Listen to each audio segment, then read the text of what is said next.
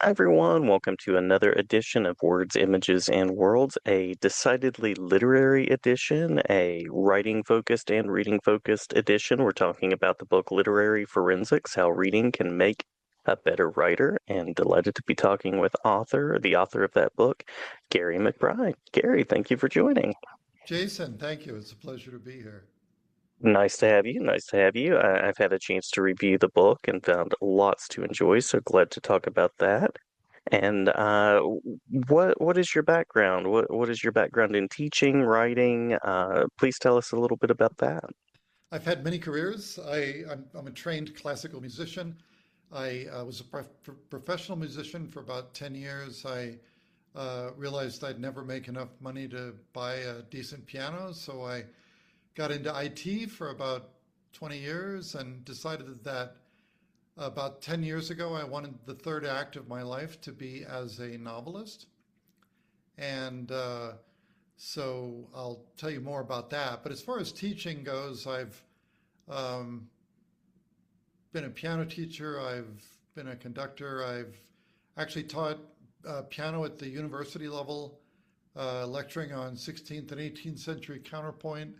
I've led technical trainings at conferences and at private companies. And I've led a number of workshops and master classes about literary forensics at some local writing conferences here in the Front Range area. Very nice, very nice. I know that this book came out of a study group, the Writers Who Read study group. So can you tell us a little bit about that? Absolutely.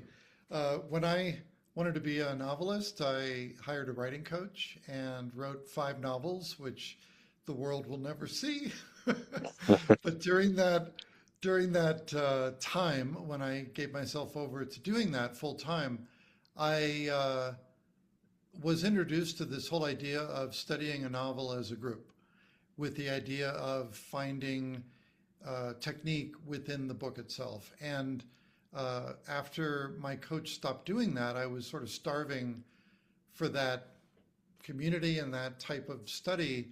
And so, for better or for worse, I thought, I'm not going to find a group. I need to start one myself. Even though at the time, I really wasn't sure how I was going to lead this. I don't have an MFA, I'm not formally trained, but I thought, as a data scientist, I can do a quantitative analysis on the books that we read, even if I can't really do a qualitative analysis as a literary critic.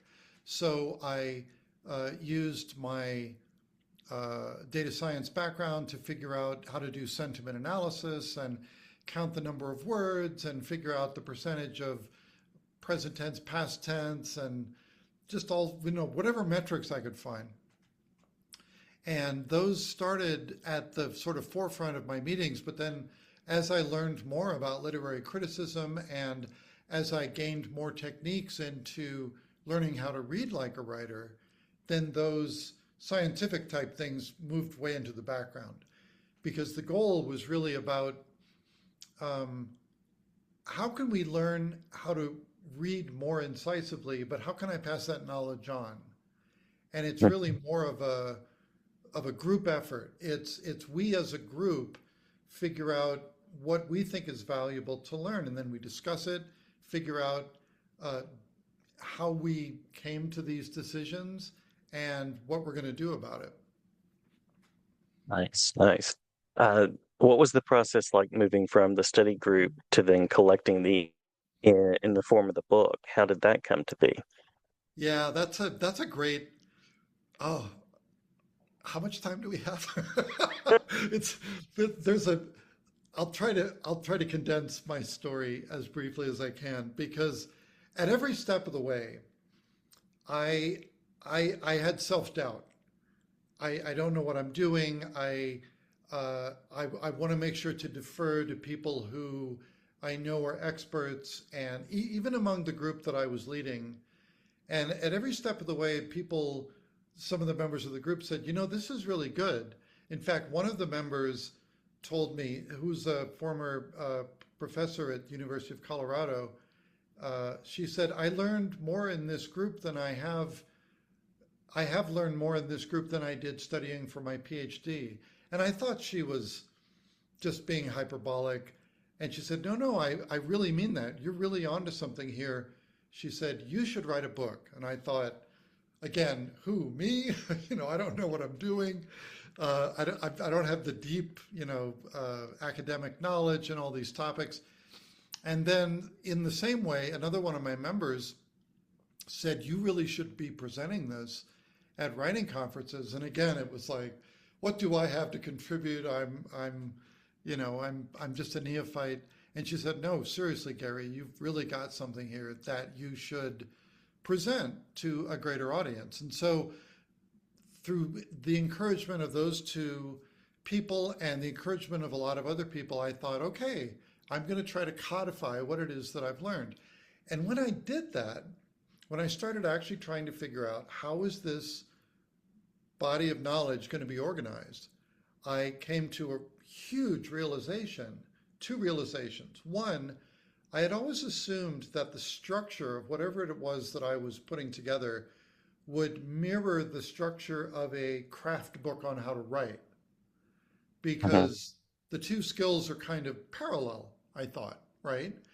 So that was one fantasy that was quickly disabused. The other one um, was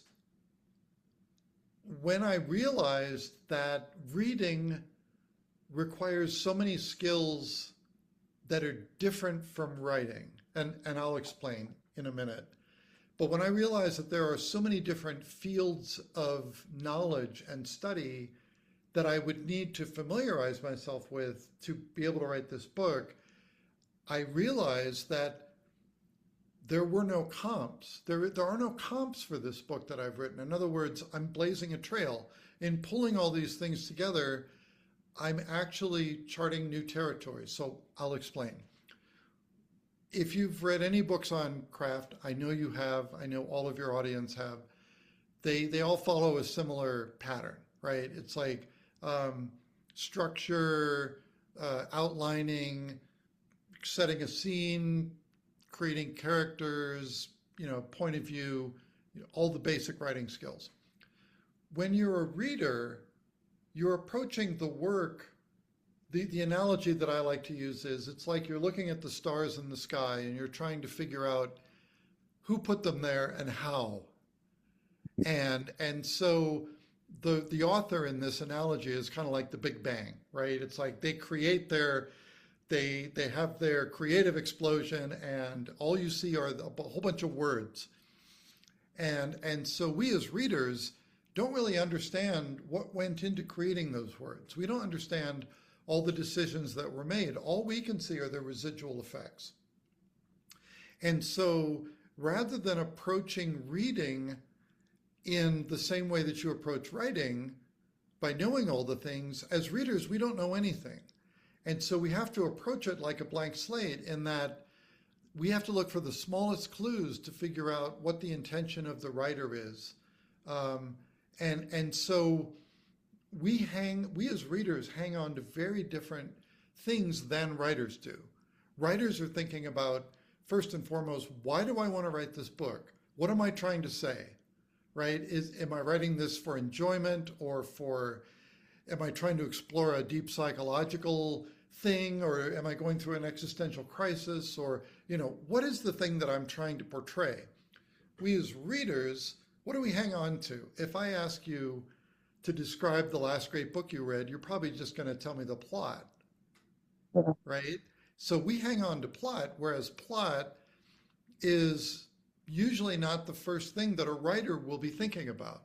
They'll be thinking about this thing that they want to convey, this idea, this feeling, this relationship between people, or this really cool incident that happened and the way that it happened and the way they put it together.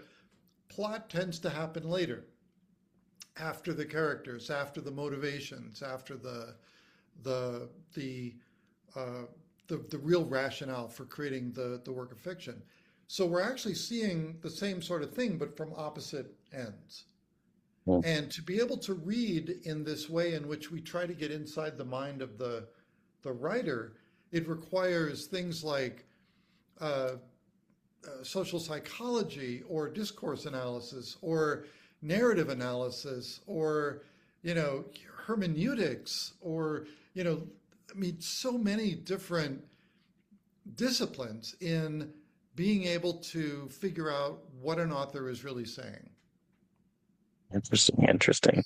So when I Uh, put so when I put together the book together, instead of organizing it into sections of like I described a craft book, it's actually organized in four huge sections. One, the first of which is what do I bring? mhm. We all have our own biases. 20 readers will read the same book and come up with wildly different opinions about the quality of the book, what the book was about, what was good, what worked, what didn't work. And is that the fault of the writer? No, it's the biases that readers bring. We all have different educational backgrounds, societal backgrounds.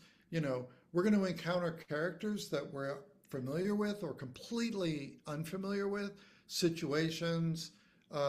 So you can't really predict how you're going to react to a book. But the better you understand who you are and where you're coming from, the better you are able to meet the writer at their level, right? So that's the first part. The second part is after what do I bring? It's like, um, what do I feel? So one of the rules of Writers Who Read, which is the reading group that has been meeting almost monthly for the last 8 years, is don't call it a book club. It's not a book club. And so a book club will read a book and work out the feelings, right? And then relate those feelings to their lives. That's typically what happens in book clubs. It's like this reminds me of my Aunt Margaret and the thing that she went through, right? Or I know someone just like the main character and let me tell you about them, right?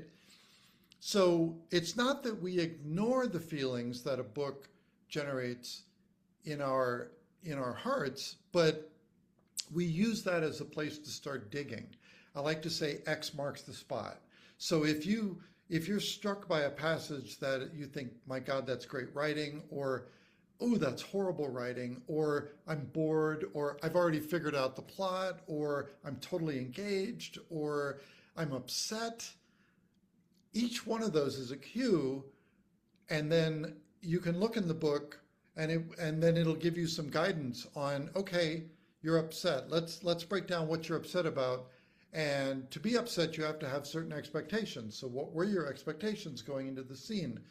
Did the writer set you up properly, or did they just simply make a mistake in the writing?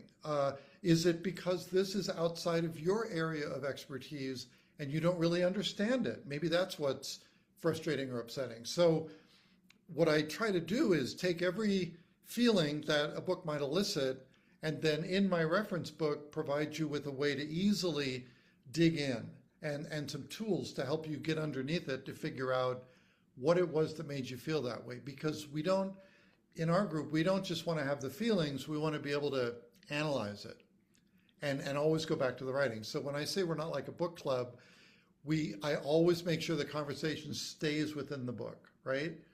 I have a strong feeling. All right, let's dig in. Why? What created that? Did everyone have the same feeling? Etc. And then after you get past that, then we get to the craft. What do I notice? Hey, I noticed a really weird word order, or I notice these themes that keep coming back, or I notice that entering and exiting scenes, or maybe we're doing some head hopping. POV seems to be all over the place, right? Now we notice the craft, and those things are easy to diagnose as well. So we go into that. And then furthermore, what we study. So that's the fourth part, which is no book lives in isolation. We only study books that have been published within the last 12 months. And the reason we do that is because the form, the topics, the way the topics are handled has changed so dramatically, even over the past 5 years. If you think about Black Lives Matter or Me Too or, the rise of fascism all over the world, all, global warming, all these things that are just weighing down on our psyches. Authors are dealing with these things. They either deal with them directly or they deal with them tangentially or they choose to ignore them. But an author is dealing with 21st century life. And that also has a great impact in how we receive the book and how we analyze the book, and then the insights that we take from the book that we can carry into our own writing. I'm going to steal that phrase, head hopping. And as you're describing the work you're doing in this group, I just want to join. It has that effect. It Well, sounds like fascinating stuff. all meetings are both in person and online. They're hybrid. Oh, nice, And nice. the way to find out what books we're going to be reading next, you go to writerswhoread.com, and there's a complete list of the books that are coming up. So we take right now it's June when I'm talking to you, Jason, and we usually take a break in July and August, and then we start up again September through the following June. We just did our 81st book, and the podcast, which mirrors the books that we're reading, I do with two great co-hosts of mine, Whitney Pinion and Mira Landry. We have a couple other guest hosts come in occasionally, depending on the scheduling. And yeah, we've been going for 3 seasons now. Love it, love it. You mentioned that reading and writing are very different processes, and the approach is very different. So, anything that you'd like to tee up for us without giving anything from your book away about that relationship of the writer to what they're reading? How does reading shape the writer? Yeah, no, that is the key question, right? Because Mhm. so many uh, I know a lot of writing teachers in the local area, as you might imagine, and I'll never forget a conversation I had with one who is herself a writing coach, and she said it's striking how many writers, how many of her students expect to be able to write a novel without reading novels. Mhm. Mhm. It boggles her mind. It boggles my mind too, because if you corner any successful author and define success however you want to, and ask them, what is the craft book that you recommend to me that will teach me how to write like you do?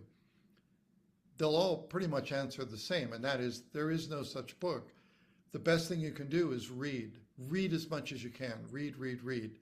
And pretty much every author that we've surveyed, and we've surveyed over 80 authors so far, and I look into any interviews that they've given about craft and things like that. Pretty much, that's a universal response. That reading is so important. In other words, how do you expect to be able to play baseball if you've never played baseball, right? You, you need to be able to understand the ins and outs of the sport, of the game, of the craft. And a lot of that is discovering what is in good writing. And I'll give an example that I've given in a couple different conferences, which is when I first started to learn to write, I read at least 3 dozen craft books, cover to cover, right? A lot of them are titles that I'm sure everyone has heard of. A lot of them are great books, but I felt straitjacketed because every book has its own theory on how you really ought to be writing. Some will say you have to outline and you have to do this and you need to be thinking about this when you're constructing a character. And after a while, I just felt my universe just compact into this little point where I felt it really difficult to follow all the rules. So when I started approaching the craft of writing from, okay, I'm going to learn from these authors. I'm going to make Stephen King my teacher. I'm going to read his book and learn from him that you can have multiple points of view. You don't have to stick to one, right? And I learned from, let's say, Dan Brown, you can have 35 points of view in a single novel and sell millions of copies, right? I learned from Susan Choi that you can craft the structure of a novel kind of like a three-part Rashomon in which three different actors are observing the same event but coming to wildly different conclusions. And that as the reader moves through that, um, that you can make a really great narrative in that way. I learned from Colin McCann in his novel A Paragon that you can craft a novel into 1,001 little snippets and it Huh. still makes sense. And is a wonderful storytelling technique. I learned from uh, Martin Amis that you can put yourself as the main character in your own novel, and that's fine. I learned from Rachel Cusk that you don't even have to have the interiority of the protagonist. Bizarre as that may sound, that she created an entire trilogy, the outline trilogy, where she has other characters telling her protagonist stories, and then you shape from that the rough outline of the protagonist.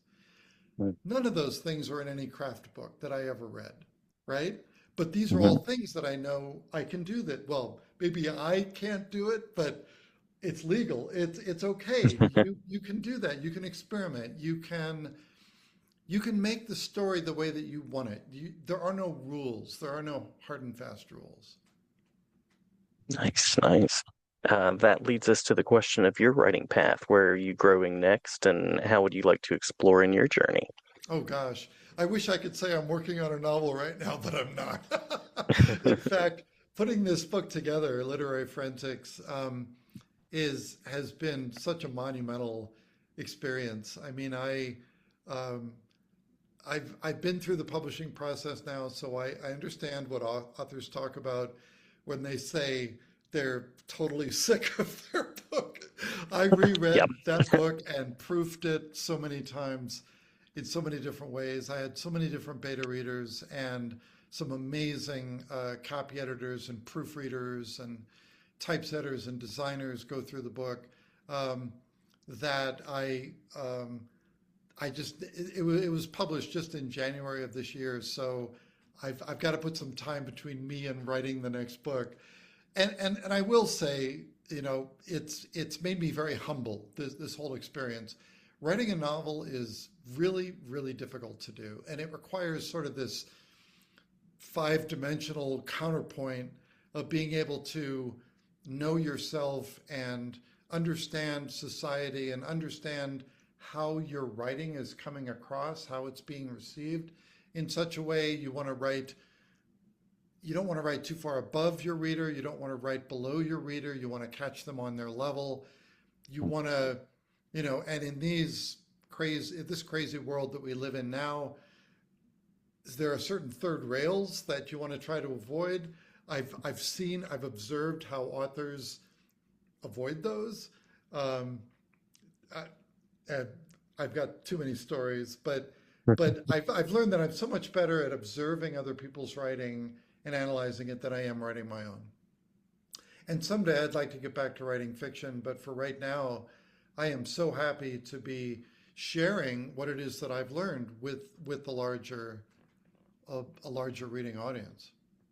I'm glad that you put the book together. It's really interesting stuff, very helpful, and certainly inspiring for writers and anyone who appreciates what writers do. Where can we find out more? You mentioned the website for the reading group as well as the podcast. Any other spaces that listeners should know about? Yeah, everything is linked together. Writerswhoread.com is a great place to start. Literaryforensics.org is another landing site where I talk more about sort of the theory behind the entire book. The book is available in bookstores everywhere. You can, in fact, I encourage people, even people locally, I say, please go to your favorite bookstore and ask for it there. They can they can order it. They get a larger percentage of the book, but I'm hoping that I'm introducing the book to some booksellers as well. They're potential readers, and it's available digitally. It's hardcover, paperback, wherever you get digital books. There are at least 2 dozen online digital booksellers, and then all the usual suspects for online sellers as well. If you do buy the hardcover or paperback online, I do recommend bookshop.org because they were established during the pandemic when bookstores were virtually shuttered. And Mhm. what you do when you go online there is you nominate your local bookstore and then they get a cut of the proceeds. Nice, nice. Gary, many thanks for the conversation. Looking forward to digging further into the book and glad to have you back anytime as you're creating. May the conversation continue. Thank you so much, Jason. It's been a pleasure.